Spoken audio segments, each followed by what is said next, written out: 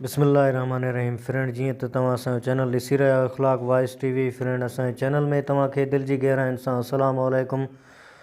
दुआ आहे फ्रेंड, परवरदिगार खां तव्हां सदाईं ख़ुशि हूंदा, आबाद हूंदा। अल्लाह तव्हांखे हर मुसीबत ऐं बीमारीअ खां पनाह में रखे। अल्लाह तव्हांजूं नेक मुरादूं पूरियूं अता फ़रमाए।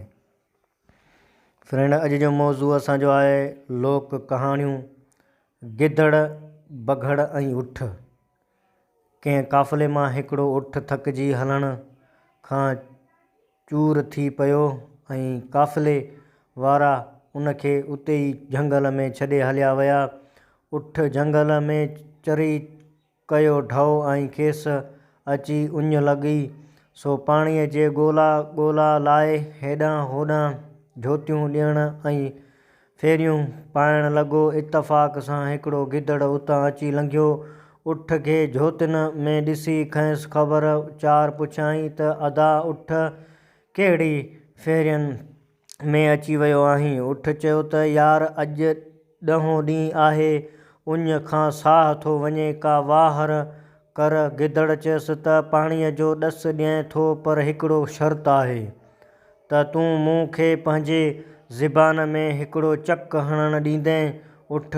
उठ उहो शर्त क़बूल कयो। गिदड़ उठ खे हिकु वेझड़ीअ तलाउ ते वठी वियो ऐं जिते हिन पाणी पी ढौ कयो। गिदड़ उठ खे चयो त हाणे पंहिंजो वाइदो पार। उठ चयसि त ॻेला जे मूंखे पाणी न मिले हा, ॻोल्हा जे पाणी मूंखे न मिले हा त आउं पक मरी वञा हा, ऐं पोइ तूं मूंखे ढौ करे पियो खाईं हा। हाणे छाजो वाइदो, छाजी ॻाल्हि भॼी परे थी, को शाहिद बि अथई? गिदड़ ख़्यालु कई त मूर खपाई अथमि, पर कोशिशि करे ॾिसां, मन को शाहिद मिली वञे। सो थोरो अॻिभरो हलियो त परियां हिकिड़ो बघड़ वेंदे ॾिठईं। उनखे हकल करे चयाईं त मामा बघड़, थोरो तरस। बघड़ बीही रहियो। गिदड़ उनखे समूरी हक़ीक़त ॿुधाई ऐं चयाईंसि त आउं हली थो उठ खे दड़को दामान करियां, ऐं तूं हली शाहिदी ॾे त बराबरि आउं उतां अची लंघियो थियो हुयसि ऐं तोखे गिदड़ सां ज़बान में चक हणाइण जो वाइदो कंदे ॿुधो हुअमि।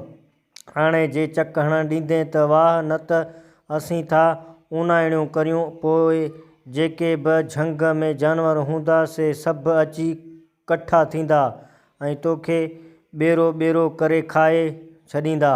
उहा सलाह करे गिदड़ ऐं बघड़ अची उठ खे हिसायो। उठ लाचार थी ज़बान में चक हणणु क़बूल कयो ऐं गिदड़ खे चयो त भला अची चक हण। गिदड़ ॾिठो बघड़ ॾांहुं ऐं उनखे चयाईं त मामा, तुंहिंजी हूंदे आउं कहिड़ो चक हणां? अचु तूं ई खणी चक हणीसि। बघड़ उतां वलो थी जहिड़ो उठ जी ॿाहिरि निकितल ज़बान में चक थे विधो, तहिड़ो उठ मामा जिन कूड़ियूं शाहिदियूं ॾिनियूं, से अञा बि मथे टंगियल ॾिठासूं। झड़प ॾेई कंध में चक विझी खणी मथे टंगियसि। उते बघड़ गिदड़ खे रड़ करे चयो त भाणेजा गिदड़, वारो कर, हाणे त सिर थो वञे। उन्हीअ ते गिदड़ वराणियो त अड़े मामा, जिन कूड़ियूं शाहिदियूं ॾिनियूं, से अञा बि घणो मथे टंगियल ॾिठासूं। ईअं चई डप खां वठी झंग मुंहुं कयाईं।